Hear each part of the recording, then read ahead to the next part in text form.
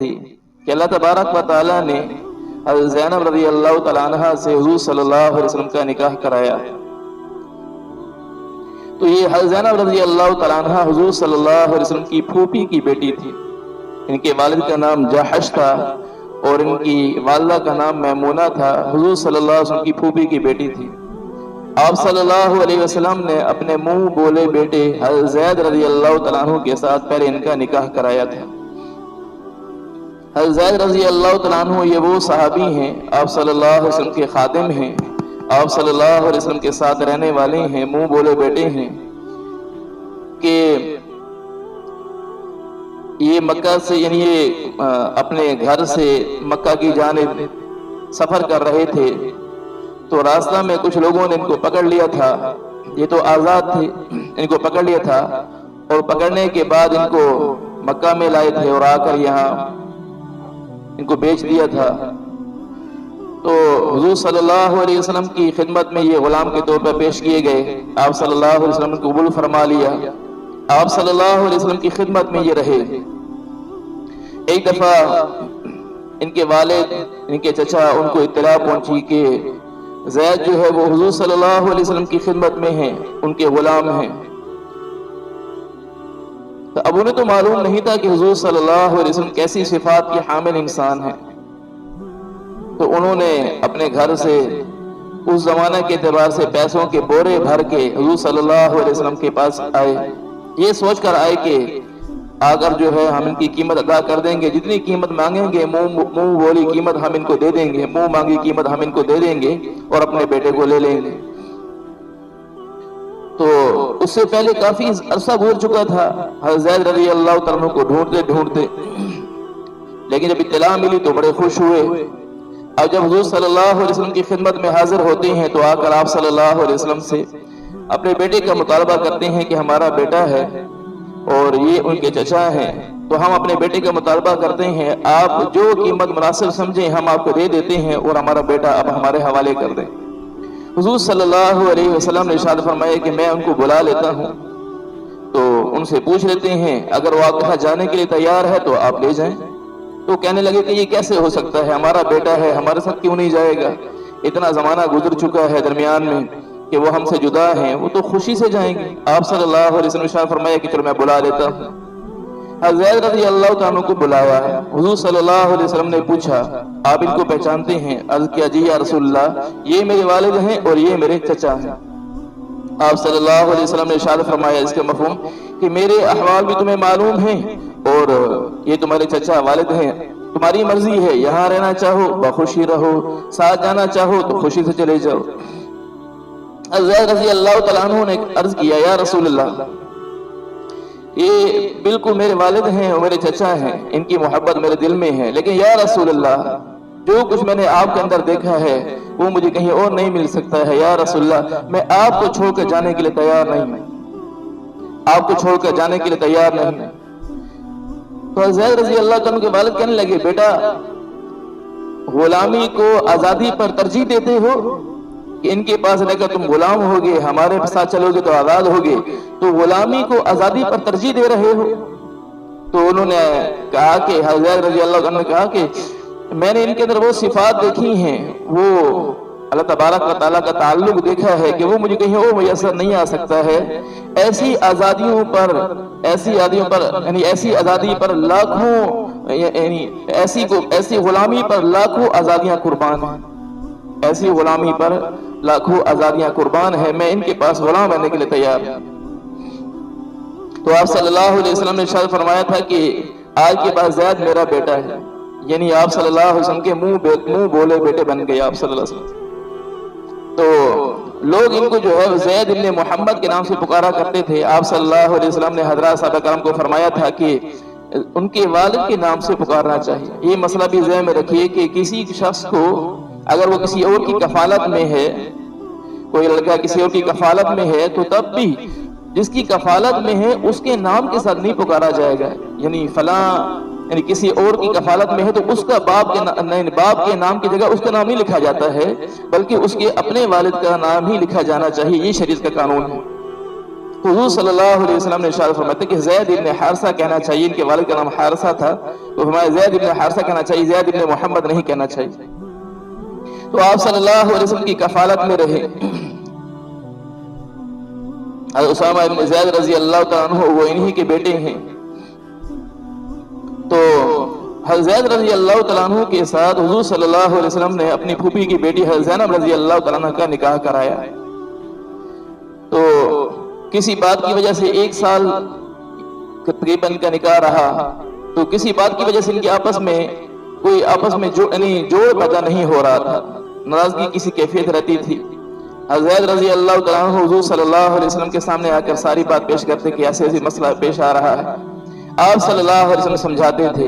اللہ تبارک و تعالیٰ نے حضور صلی اللہ علیہ وسلم پر اس بات کی وحی فرمائی تھی کہ ہم نے اس بات کا فیصلہ کیا ہے کہ یہ جو آپ کے منہ بولے بیٹے کے نکاح میں ہیں، ان کا نکاح ہم نے آپ کے ساتھ کرانا ہے، یعنی ان کے ساتھ جوڑ نہیں بیٹھے گا، اور صورت یہ بن جائے گی کہ ہم اس کا نکاح آپ کے ساتھ کرائیں گے۔ اب حضور صلی اللہ علیہ وسلم کو یہ بات معلوم تھی، آپ صلی اللہ علیہ وسلم نے اس بات کا اظہار کسی کے سامنے نہیں فرمایا تھا۔ 1 سال تک نکاح رہا، پھر ایک دن آ کر مجبور ہو کر انہوں نے کہا کہ یا رسول اللہ میں مجبور ہوں اور میں جو ہے وہ طلاق دینا چاہتا ہوں۔ آپ صلی اللہ علیہ وسلم نے جب اس بات کی ضرورت کو محسوس کیا کہ واقعتاً طلاق ہو جانی چاہیے، تو آپ صلی اللہ علیہ وسلم نے اجازت عطا فرما دی، انہوں نے طلاق دے دی۔ تو پھر حضور صلی اللہ علیہ وسلم پر اللہ تبارک و تعالیٰ نے وحی نازل فرمائی۔ 22ویں پارے میں ہے کہ اللہ تبارک و تعالیٰ ارشاد فرماتے ہیں کہ زید منہا وغیرہ زوجناکہا، اللہ تعالیٰ ارشاد فرماتے ہیں کہ ہم نے زید سے جو یعنی جن کا نکاح ختم ہو چکا ہے ان سے ہم نے آپ کا نکاح کرا دیا ہے۔ زوجناکہا، ہم نے ان سے آپ کا نکاح کرا دیا ہے۔ اللہ تبارک و تعالیٰ نے یہ بات ارشاد فرمائی، یعنی اللہ تبارک و تعالیٰ نے براہ راست خود نکاح فرمایا ہے۔ یہ کائنات کی وہ خاتون ہیں کہ جن کا نکاح اللہ تبارک و تعالیٰ نے براہ راست خود پڑھایا ہے، نہ گواہوں کی موجودگی ہے، نہ ہی حکمار کی کوئی مقرر ہو رہا ہے، نہ ہی خطبہ پڑھا جا رہا ہے، بلکہ اللہ تبارک و تعالیٰ براہ راست حضور صلی اللہ علیہ وسلم کا خود نکاح فرما رہے ہیں۔ آپ صلی اللہ علیہ وسلم نے جا کر اس بات کا اظہار فرمایا، وہ بڑی خوش ہوئیں اور آپ صلی اللہ علیہ وسلم کے ساتھ ان کا نکاح ہو گیا۔ اب آپ صلی اللہ علیہ وسلم نے حضرت زید رضی اللہ عنہ کو پیغام دیا تھا کہ جا کر اپنی وہ زوجہ جسے آپ طلاق دے چکے ہیں حضرت زینب، ان کو جا کر اس بات کا پیغام دے کہ اللہ تبارک و تعالیٰ نے آپ کا نکاح حضور صلی اللہ علیہ وسلم سے کر دیا ہے۔ تو اب یہاں کئی باتیں سمجھ میں آتی ہیں۔ ایک بات تو یہ ہے کہ ہمارے یہاں کیا ہوتا ہے، اللہ تعالیٰ حفاظت فرمائے، کہ جب کہیں طلاقوں کی نوبت آ جاتی ہے اس کے بعد وہ جو رشتے پہلے جو یعنی میاں بیوی کے درمیان کے رشتے ہیں، اب طلاق ہونے کے بعد دشمنیوں میں بدل جاتے ہیں۔ اب یہاں دیکھیں کہ حضور صلی اللہ علیہ وسلم حضرت زید رضی اللہ تعالیٰ عنہ کو خود بھیج رہے ہیں اور وہ جا کر پیغام دے رہے ہیں اپنی اس زوجہ کو جس کو طلاق دے چکے ہیں، خود جا کر پیغام دے رہے ہیں کہ حضور صلی اللہ علیہ وسلم سے اللہ تبارک و تعالیٰ نے آپ کا نکاح کرا دیا۔ کتنی اعلیٰ ظرفی کی مثال پیش کی ہے حضور صلی اللہ علیہ وسلم نے اور زید رضی اللہ تعالیٰ عنہ نے۔ یہ اوروں کے لیے سبق ہے کہ دشمنیاں پیدا نہیں کرنی چاہیے۔ مجبوریاں ہوتی ہیں جس کی وجہ سے طلاق کی نوبت آ جاتی ہے، لیکن اس کا مطلب یہ نہیں کہ آپس کے اختلافات کو پیدا کیا جائے۔ اور اللہ تبارک و تعالیٰ نے اس آیت میں حضرت زید رضی اللہ تعالیٰ عنہ کا صراحتاً نام لیا ہے۔ یہ ایک بڑی خوشخبری کی بات ہے ان کے لیے۔ اللہ تبارک و تعالیٰ نے کسی اور صحابی کا نام، حضرت ابوبکر صدیق رضی اللہ تعالیٰ عنہ کتنے بڑے صحابی ہیں، اذ یقول لصاحبہ کا اللہ تبارک و تعالیٰ نے ان کو امتیاز عطا فرمایا ہے۔ صحابیت قرآن پاک سے ثابت ہو رہی ہے، لیکن اللہ تبارک و تعالیٰ نے ان کا نام بھی نہیں لیا۔ حضرت زید رضی اللہ تعالیٰ عنہ کا اللہ تبارک و تعالیٰ نے قرآن پاک میں صراحتاً نام لیا۔ اور اب حضور صلی اللہ علیہ وسلم سے ان کا نکاح ہو رہا ہے۔ اس سے یہ بات بھی معلوم ہوئی ہے کہ منہ بولا بیٹا اگر اس کی بیوی یعنی جس سے اس کا نکاح ہو چکا ہے وہ طلاق دیتا ہے تو اس سے یعنی جو باپ ہے جس کا منہ بولا بیٹا ہے یہ اس سے نکاح کرنا جائز ہے۔ یہ مسئلہ سمجھ لینا چاہیے کہ جو منہ بولا بیٹا ہوتا ہے اگر وہ اپنی بیوی کو طلاق دیتا ہے تو جس کا یہ منہ بولا بیٹا ہے اس سے نکاح کرنا جائز ہے، جیسے کہ حضور صلی اللہ علیہ وسلم نے یہاں کیا ہے۔ رضائی بیٹے کا معاملہ اور ہے، وہاں تو جائز نہیں ہے، لیکن یہاں یہ جو صورت بیان کی ہے اس صورت میں یہ جائز ہے۔ تو آپ صلی اللہ علیہ وسلم نے حضرت زینب رضی اللہ تعالیٰ عنہ سے نکاح آپ صلی اللہ علیہ وسلم کا اللہ تبارک و تعالیٰ نے کیا۔ حضور صلی اللہ علیہ وسلم کی بہت متقی بیوی تھیں یہ، آپ صلی اللہ علیہ وسلم کا ساتھ دینے والی تھیں ہر آن ہر گھڑی، اور اللہ تبارک و تعالیٰ نے تقویٰ پرہیزگاری بھی مزاج کے اندر اعلیٰ درجے کی رکھی تھی، اور سخاوت بہت زیادہ مزاج کے اندر تھی، سخاوت بہت زیادہ۔ تو حتیٰ کہ ان کے بارے میں یعنی جب اما عائشہ رضی اللہ تعالیٰ عنہ پر تہمت لگی ہے تو حضور صلی اللہ علیہ وسلم نے حضرت زینب رضی اللہ تعالیٰ عنہ سے پوچھا کہ آپ عائشہ کے بارے میں کیا کہتی ہیں؟ آپ عام طور پر سوگنے کیا کرتی ہیں؟ اپنی سوگن کے بارے میں خاوند کو بھڑکانے والی ہوتی ہیں، عموماً یہ ہوتا ہے، اس کے خلاف وہ باتیں جو حقیقتاً نہیں ہوتی وہ باتیں بیان کی جاتی ہیں۔ تو حضرت زینب رضی اللہ تعالیٰ عنہ کیا کہہ رہی ہیں اما عائشہ رضی اللہ تعالیٰ عنہ کے بارے میں کہ یا رسول اللہ، میں اپنی زبان سے اور اپنی آنکھ اور اپنے کان سے کوئی ایسی بات نہیں کہوں گی جو غلط ہو، یا رسول اللہ وہ بہت نیک صالح عورت ہیں، وہ بہت نیک صالح عورت ہیں۔ اما عائشہ رضی اللہ تعالیٰ عنہ کے بارے میں یہ بات ارشاد فرمائی۔ تو یہ حضور صلی اللہ علیہ وسلم کے سامنے اپنے سوگن کی کتنی تعریف کر رہے ہیں۔ اور حضرت زینب رضی اللہ تعالیٰ عنہ ان کے بارے میں حضرت زینب بنت جحش رضی اللہ تعالیٰ عنہ کے بارے میں حضور صلی اللہ علیہ وسلم یعنی حضرت ام سلمہ رضی اللہ تعالیٰ عنہ سے پوچھا گیا، حضرت ام سلمہ رضی اللہ تعالیٰ عنہ سے پوچھا گیا کہ آپ ان کے بارے میں کیا کہتی ہیں، تو انہوں نے ان کے بارے میں بھی یہ بات ارشاد فرمائی تھی۔ حضرت ام سلمہ رضی اللہ تعالیٰ عنہ نے بھی ان کے بارے میں تعریف کرتے ہوئے یہ بات ارشاد فرمائی تھی کہ یہ بہت زیادہ رات کی عبادت کرنے والی ہیں، دن کا روزہ رکھنے والی ہیں، اور بہت زیادہ سخاوت کرنے والی ہیں۔ اور ان کی سخاوت اتنا درجے کی تھی، اتنی زیادہ سخاوت تھی، حضور صلی اللہ علیہ وسلم نے اپنی وفات کے وقت ارشاد فرمایا تھا کہ سب سے پہلے جو مجھ سے اپنی یعنی بیویوں میں سے جو مجھ سے آ کر ملیں گی وہ ہیں کہ جن کے ہاتھ سب سے زیادہ لمبے ہوں گے۔ تو اما عائشہ رضی اللہ تعالیٰ فرماتی ہیں کہ ہمارے دل میں یہ خیال پیدا ہوا کہ ان ہاتھوں کے لمبا ہونے سے مراد جسم کے جو ہاتھ ہیں یہ لمبے ہونا مراد ہے، لہذا ہم نے لکڑی کا ٹکڑا لیا اور بازوؤں کو ناپنا شروع کر دیا۔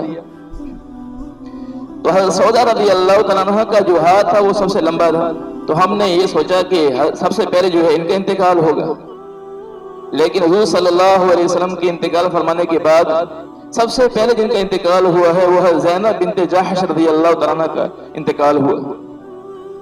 تو اس وقت ہمیں اندازہ ہوا کہ ہاتھ کے لمبا ہونے سے مراد سخاوت میں آگے بڑھنا مراد تھا، سخاوت میں آگے بڑھنا مراد تھا، یعنی سخاوت میں سب سے آگے تھی تو حضور صلی اللہ علیہ وسلم سے سب سے پہلے جا کر ملی، اور اتنا مزاج میں سخاوت تھی۔ حضرت عمر رضی اللہ تعالیٰ عنہ نے اپنے زمانہ میں جب ان کی خلافت کا زمانہ تھا تو انہوں نے ان کے امہات المومنین کے پاس سب کے پاس جو ہے ان کے پاس کچھ مال غنیمت آیا تھا، تو انہوں نے ہر ایک کے گھر میں 12,000 درہم ہر ایک کے گھر میں بھیجے۔ تو جب ان کے پاس 12,000 درہم آئے ہیں تو صبح کے وقت پہنچے ہیں تو شام تک ان کے گھر میں ایک درہم باقی نہیں تھا، سب کو صدقہ کر چکی تھی، اور دعا مانگ رہی تھی کہ یا اللہ آئندہ میرے گھر میں اتنا مال نہ بھیجے گا کہ میرے گھر میں وہ جمع ہو جائے، یا اللہ اتنا مال میرے گھر میں نہ بھیجیے گا۔ اور ان کے انتقال کے بعد اما عائشہ رضی اللہ تعالیٰ عنہ فرماتی تھیں کہ ان کے انتقال کے بعد لوگ وہ عورتیں آ کر ہمارے گھر میں اس بات کے بارے میں تذکرہ کرتی تھیں کہ زینب رضی اللہ تعالیٰ عنہ کا انتقال ہو گیا ہے، اب ہمارے ساتھ تعاون کرنے والا کون ہوگا؟ عائشہ رضی اللہ عنہ فرمایا کرتی تھیں کہ ان کے انتقال کے بعد وہ عورتیں پریشان ہو کر پھرتی تھیں کہ ہمارے ساتھ تعاون اب کون کرے گا، یعنی اس جیسا تعاون ہمارے ساتھ کرنے والا کون ہو، اتنا تعاون کرنے والی تھی اور لوگوں کے ساتھ۔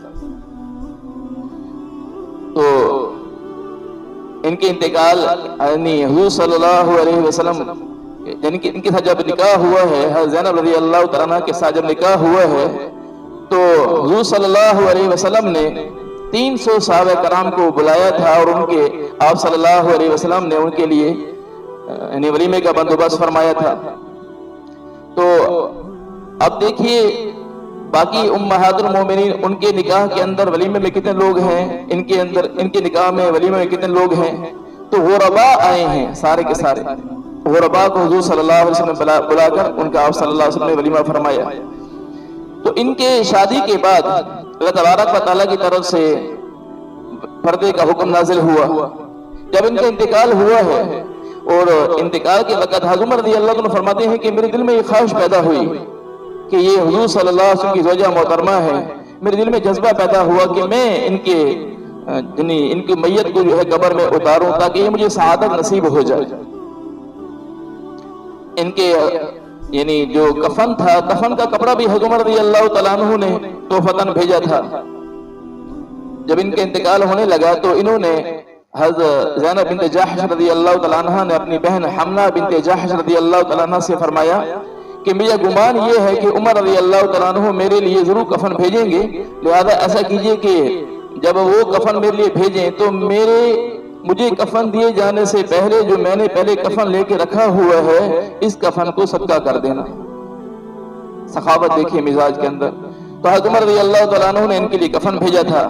تو حضرت عمر رضی اللہ تعالیٰ عنہ فرماتے ہیں کہ میرے دل میں یہ خواہش پیدا ہوئی کہ میری ماں ہے، یعنی اس اعتبار سے کہ حضور صلی اللہ علیہ وسلم کی زوجہ محترمہ ہے، یہ سعادت مجھے نصیب ہو جائے۔ تو انہوں نے لکھ کر بھیجا امہات المومنین کے پاس، اما عائشہ رضی اللہ تعالیٰ عنہ کے پاس پیغام بھیجا کہ میں چاہتا ہوں کہ ان کو قبر میں اتاروں، کیا مجھے اس بات کی اجازت ہے؟ تو انہوں نے فتویٰ جاری کیا کہ نہیں، آپ اگرچہ امیر المومنین ہیں، آپ اللہ کے ہاں مقام درجہ بلند ہے، مگر اللہ تبارک و تعالیٰ کی طرف سے اس بات کی اجازت نہیں ہے کہ آپ ان کو یعنی ان کے جسم کو چھوئیں اور ان کو قبر میں اتاریں، اس بات کی اجازت نہیں ہے۔ حضرت عمر رضی اللہ عنہ فرمایا کہ بالکل ٹھیک ہے۔ جو محرم رشتہ دار تھے انہوں نے ان کو قبر میں اتارا تھا۔ تو اب دیکھیے کہ حضور صلی اللہ علیہ وسلم کے ازواج کے اندر مزاجوں میں کتنی سخاوت ہے، کتنا تقویٰ پرہیزگاری ہے، کتنا اللہ تبارک و تعالیٰ سے تعلق ہے۔ ان باتوں کو ہم اپنے گھر والوں کے اندر بیان کریں، گھر والوں کو سنائیں واقعات، تاکہ ہماری گھر کی عورتوں کو بھی پاکدامنی نصیب ہو، تقویٰ پرہیزگاری نصیب ہو، سخاوت نصیب ہو، ان کے مزاجوں میں اللہ تبارک و تعالیٰ سے تعلق جوڑنا یہ نصیب ہو جائے۔ اس بات کو جب بار بار چلایا جاتا ہے تو پھر مزاجوں میں یہ بات آتی ہے۔ اللہ تبارک و تعالیٰ ان ساری باتوں پہ ہم سب کو عمل کی توفیق نصیب فرمائے۔